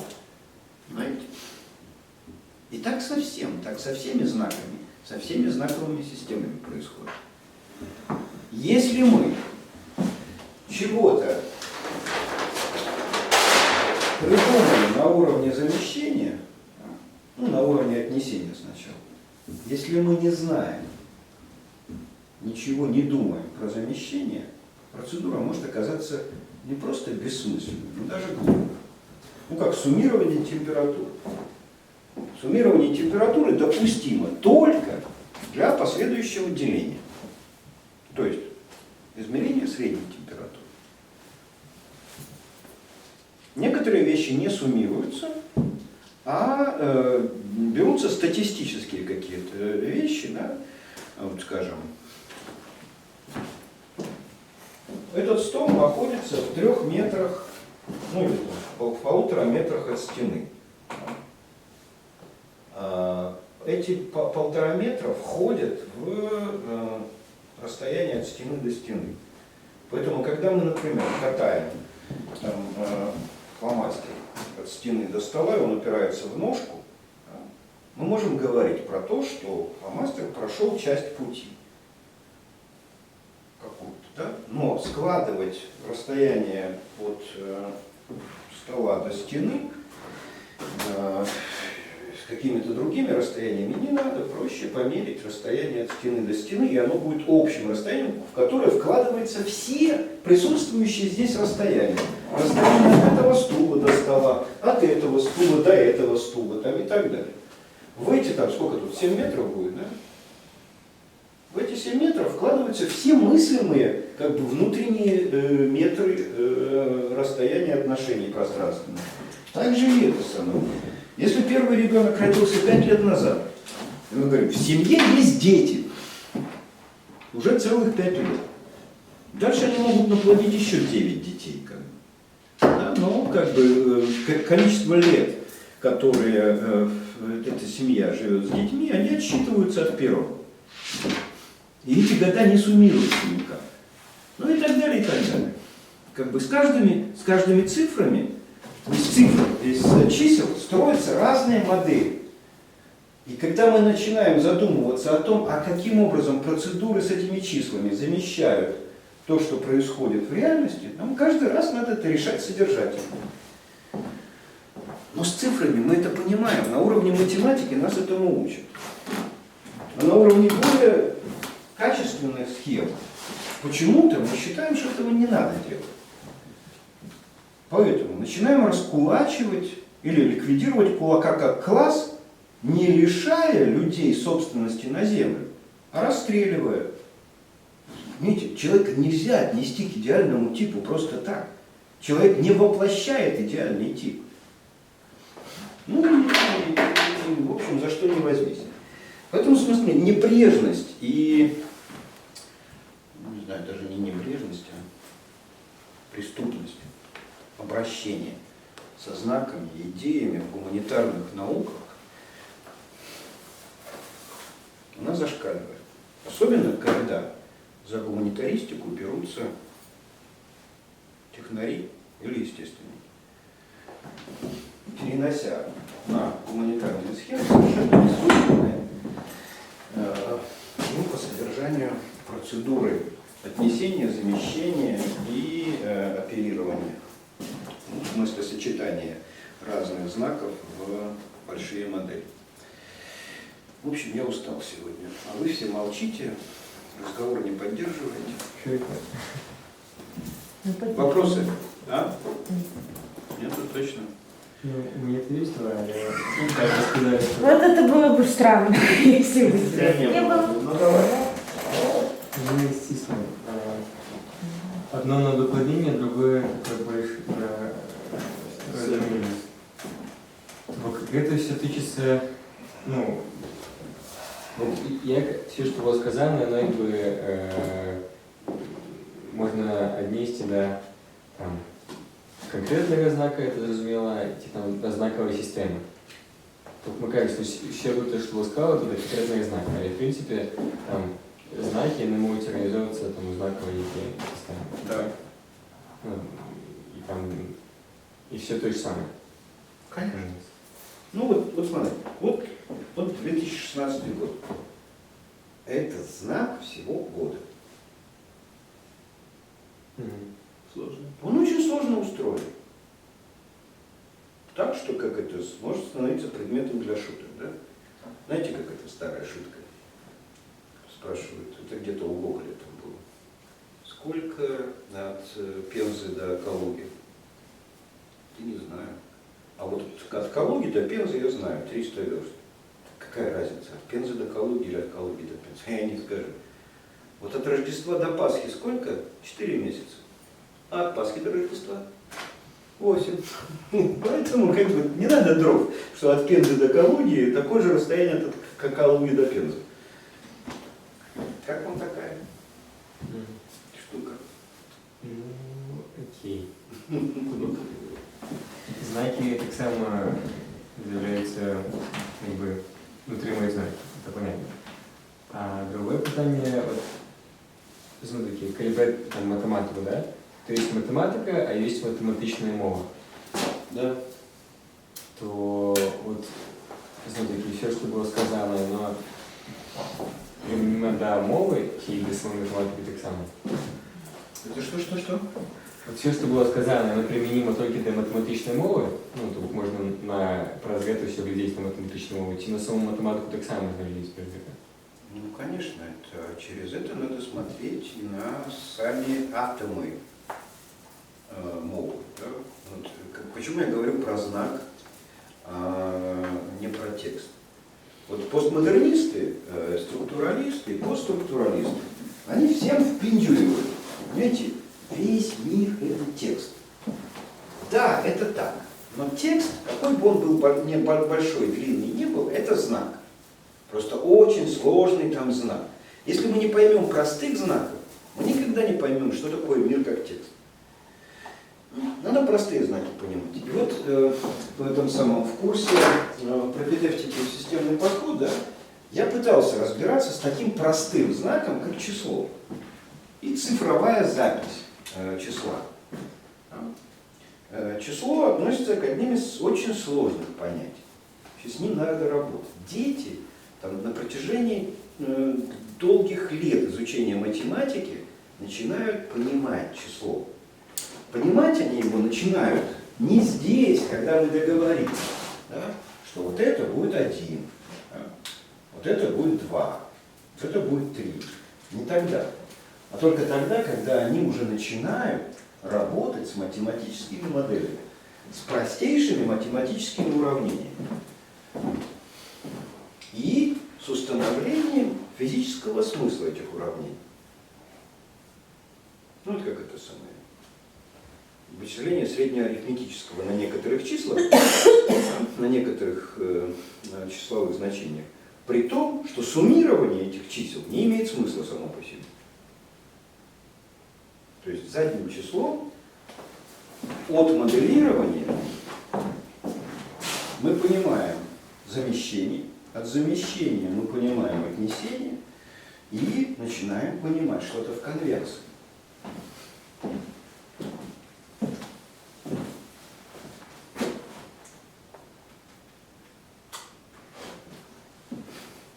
Как возникают новые объекты в математике? Ну, например, откуда взялись иррациональные числа? Сами по себе вот просто в голову прийти иррациональные числа не могут. Встретить их на улице нельзя. Они от процедур. Задним числом. Когда мы строим модель, ну, например, треугольник, да, и отношения, катетов к гипотенузе. Или диагонали квадрата к стороне квадрата. Или еще что-нибудь. Да? Отношение должно быть. У нас были числа простые, натуральные, дробные, и так далее, не описывается. Но должно же быть отношение. Модель-то уже отношения есть, уравнения есть. Для того, чтобы они были решаемы, эти уравнения, задачи, а к задаче мы еще подойдем как бы на следующем уроке, да? Чтобы они были решаемы, нужно установить конвенцию о существовании в мире такой хрени, как рациональное число. Дальше больше как бы, да? И так плодится мир.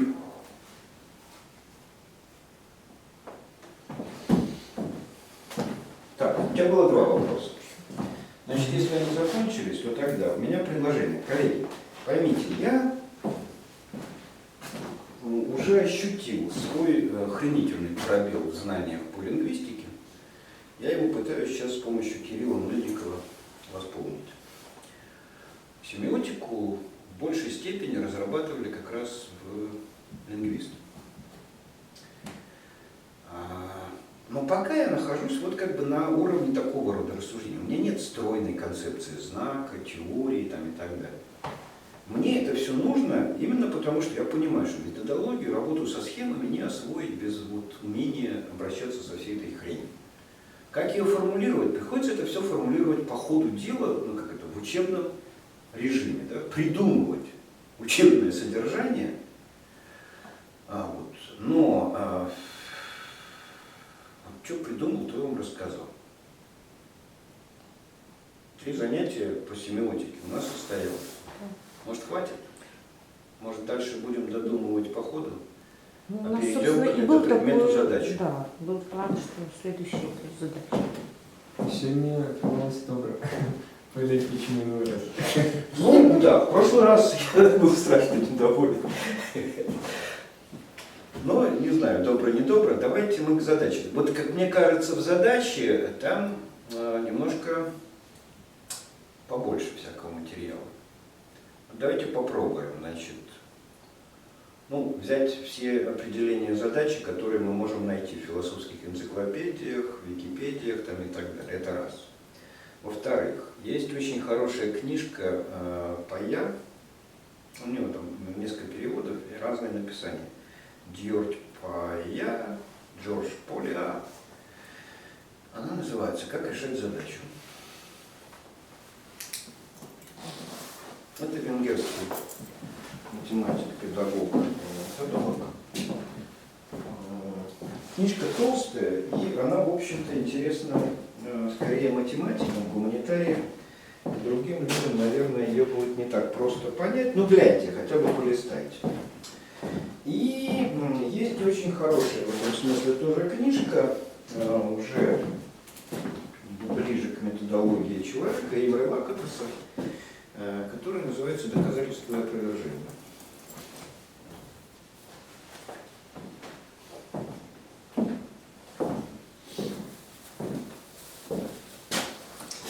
Ну и, конечно же, нам, разбирая тему элемента предмет задач, не обойтись без триловского представления о задачах.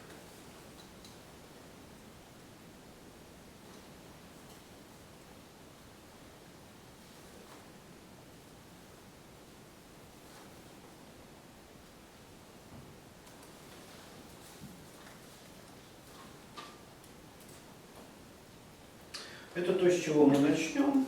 Ну,